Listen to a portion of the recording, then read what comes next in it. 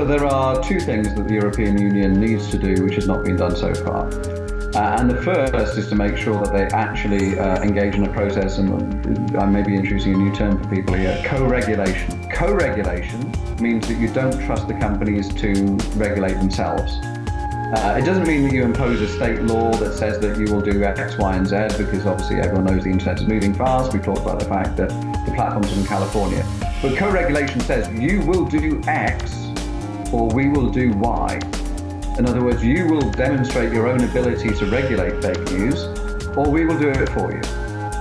So it's actually threatening the companies with action if they don't actually engage in proper regulation themselves. The second thing is to make sure that what the companies do is actually engage European fact checkers, European citizens to work on appeals, Europeans to work with their artificial intelligence programs to actually resource properly their own attempts to stop fake news.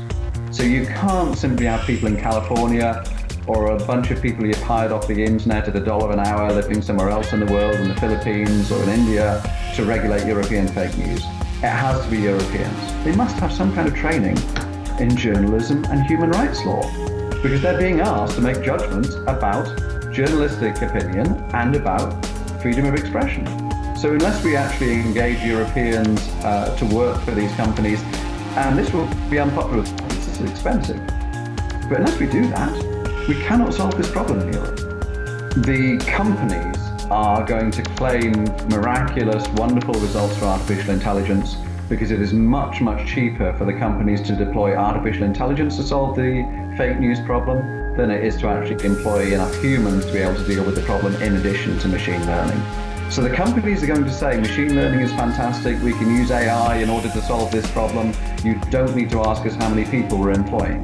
The reality is, the only accurate way to deal with fake news is to have a hybrid where you have lots of human beings working on problems which the AI has identified, but the human beings have to make the value judgments. That's expensive for Facebook and YouTube, but it's absolutely essential. They will only make those investments in qualified European values, fact checkers and fake news spotters if they're forced to do that by government.